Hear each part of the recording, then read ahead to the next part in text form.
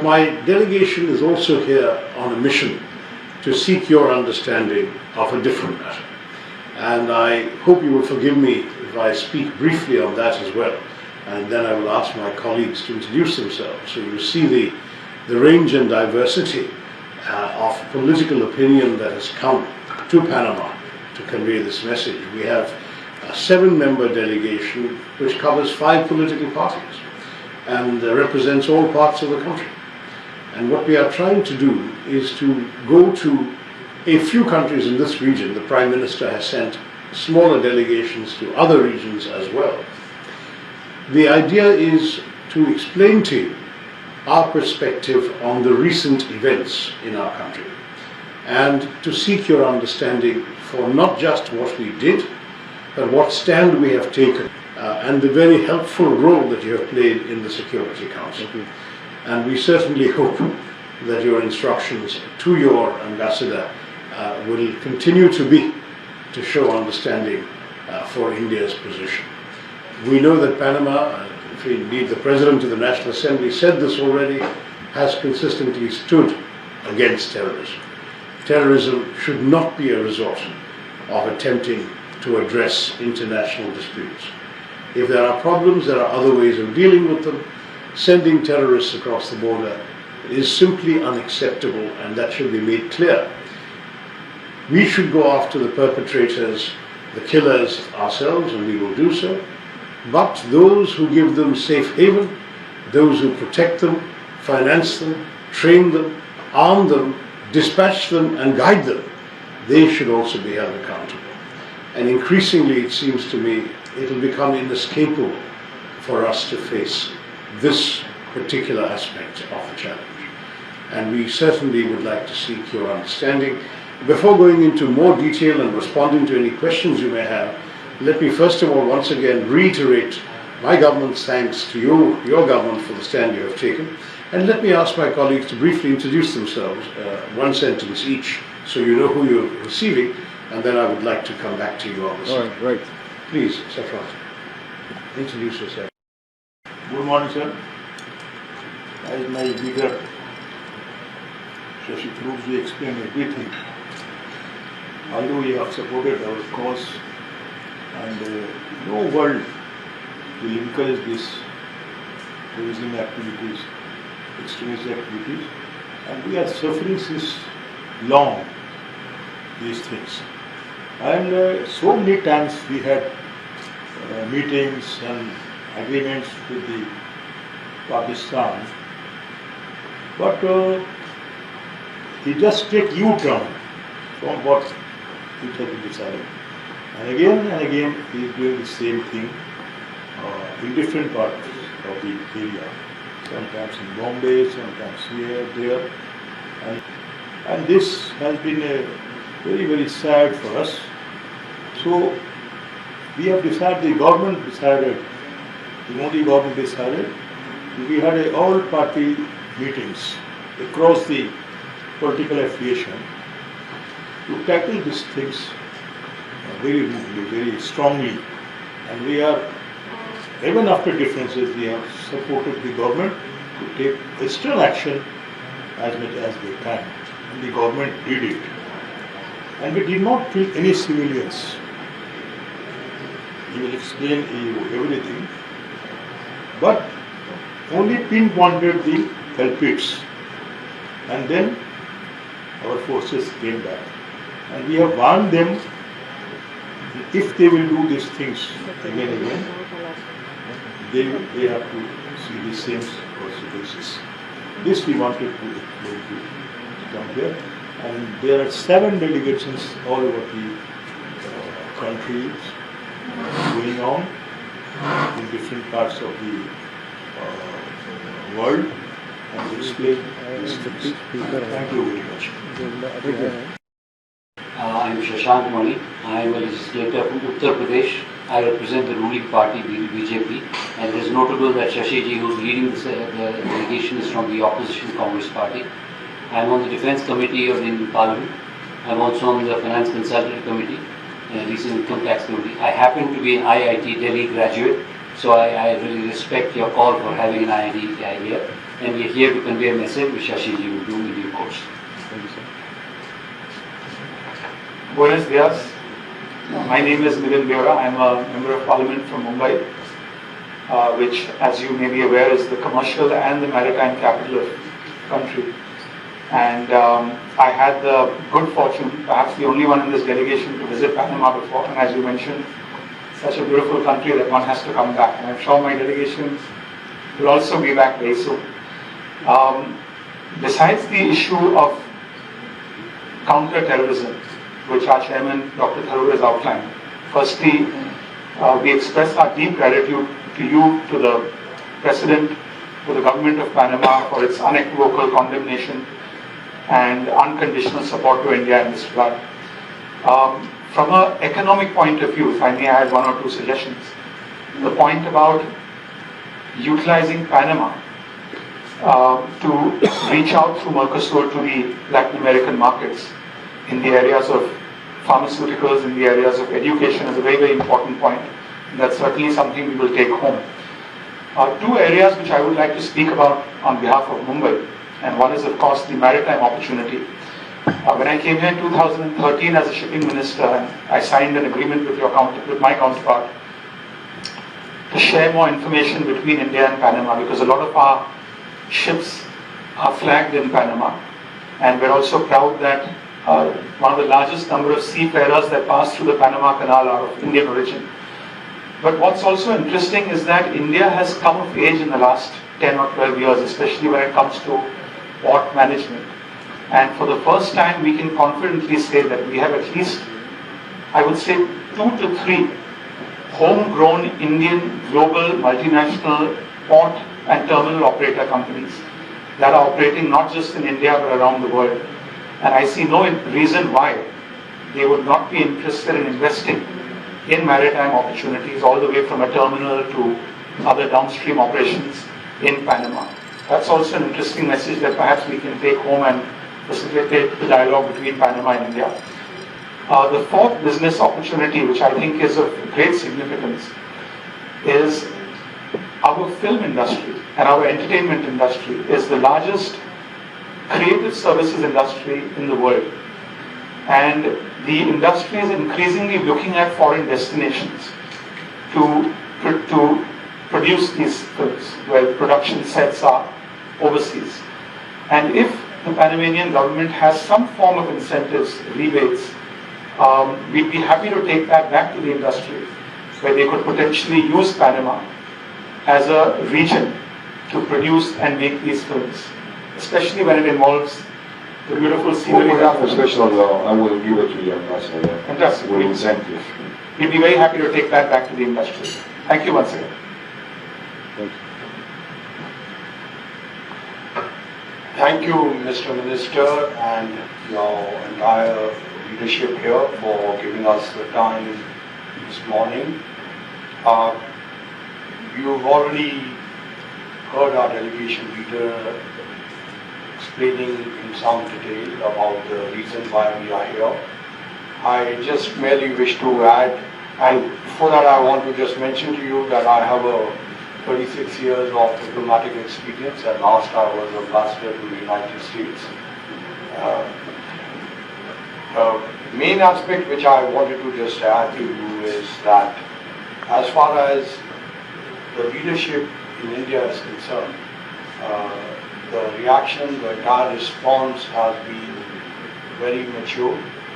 It's thought out, and I think terrorism is an issue which has global implications, and it touches us in a different way, and therefore Panama, being a Security Council member, needs to take a very serious view of that. On the second aspect, it's also connected, especially most of us countries are now focusing on the economic regeneration, and my colleague here has pointed out some of the areas in which there is a lot of scope between the private sector in your country and private sector in India collaborating together for development. And apart from this, you have also mentioned about pharmaceuticals, about technology, IT, digital are all parts of it. So therefore, we certainly look forward and we take your message back that Panama is open for business. And I would only add that at some stage, it may also be good to do a roadshow in India to make people more conscious about what are the openings and opportunities. Thank you very much. Thank you, sir. My colleague, have a colleague. Thank you, Minister, for having us here today. We're really grateful that, when you have shown your support with India with respect to the stand against terrorism. We have been facing it for quite some time. Every time we have tried to do a lot of diplomatic discussions and try to, bring it to conclusion. But with respect to Pakistan, we have not seen a similar response. And this time also, when they have, regarding the incident which has occurred in the Pahalgam, 26 people were killed. And it was 26 people in front of their wife and their children, with respect to asking them with respect to their religion, and they've been shot in the head. And this time India was like, we had only a single voice. That was, we are going to stand in all forms of terrorism. And we have retaliated, and in the retaliation also, we had carefully made sure that it was not an escalation, de-escalation. We have only identified the terrorist training locations, about 9 were located, and without any type of civilian disturbance or any sort of that, or the Pakistan military areas, they have only attacked on the terrorist training camps. And we have always been looking forward to, the other countries showing their support. And today we stand before you to give this explanation that furthermore, if any form of terrorism activity comes through Pakistan, we will definitely retaliate it. And we're very happy for you to show your support towards us. And thank you once again for having us here. So my name is Harish Madhu. I'm a member of Parliament, Lok Sabha. Which party? I'm from Telugu Desam Party, TDP. Andhra Pradesh. We have national parties and regional parties, and this party is currently the party in the government of the state of Andhra. Calcutta. I represent the state of Assam in the upper house. Assam is situated in the border of our country, which is surrounded by South Asian countries as well as Myanmar, and beyond that is China. So I think you understand the realities that a country can face when you have a hostile neighbor.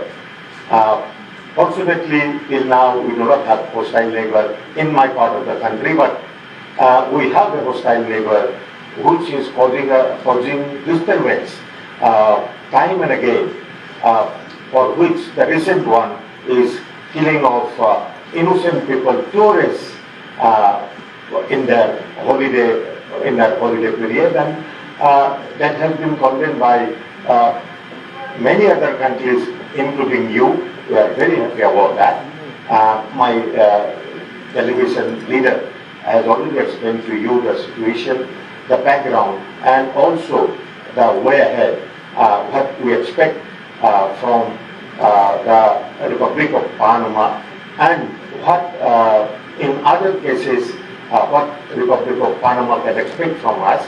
That has been already mentioned by other members. So I leave it at that, and thank you for having us here. Good morning, Excellency. Thank you so much for having us here. I am Tejasvi Surya, Member of Parliament from Bengaluru, the IT and tech and startup capital of the country. Bangalore. Excellency, while members of the delegation spoke about what their cities can offer to India-Panama relation, since yesterday I have spoken to a couple of electric vehicle manufacturers from my city, because my city also happens to be India's electric vehicle capital. And like you are aware, the world over, especially countries that have electric vehicle two-wheelers on their roads, are greatly transitioning from their fossil fuel-based two-wheelers to electric vehicle two-wheelers. And Latin America is a very big market. And Panama can be an entry point for our electric vehicle manufacturers to enter the Latin American market. I am told today when I sounded with a couple of them that they're already doing some trials in Colombia and they have shown interest to explore the opportunities that Panama can offer. I will take this conversation with our High Commissioner so that we can explore opportunities of how Panama can be the gateway to India's electric vehicle two-wheeler companies to the whole of Latin America. Excellency, if you would permit me one more minute, while we are all concerned and focused on taking our economic relationship much forward and strengthen it, we are, however, constrained to also bring to your notice the inevitable outcome, the impact of Pakistan-based terrorism, not just for our immediate geography, but for the whole world. I want to take this opportunity to bring to your notice that most of the terrorist attacks that have taken place over the last few decades that has emanated from Pakistan has not restricted itself to its immediate geography but has footprints all over the world. The 1999 hijacking of the Kandahar airplane was orchestrated by Pakistani agents.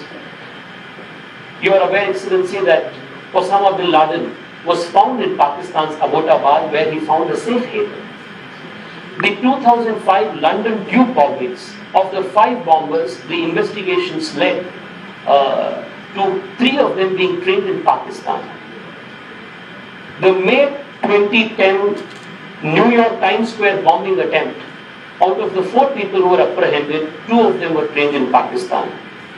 November 2019, London, where 5 people were stabbed in central London, 2 of them were fatally, 2 of them succumbed to their injuries.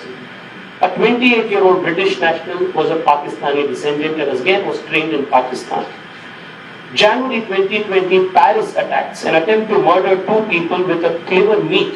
This was again traced back to Pakistan. 2022, Excellency, there was an attacker with an armed pistol who took hostages in a synagogue in United States and Texas. The attacker, Malik Faisal, was again a Pakistani descendant. This is not an exhaustive list. The list goes on, Excellency. Iran, Sri Lanka, Paris. The point that I am trying to make here, Excellency, that our delegation through our leader is trying to make here, is that today it's an extremely interconnected world. And one nation's inaction against terrorism cannot be, or rather will be, a threat for all nations around the world. Panama today holds a very important position in the UN Security Council. We urge you humbly to please take cognizance of this very important fact about Pakistani terrorism as a global threat and support India's case.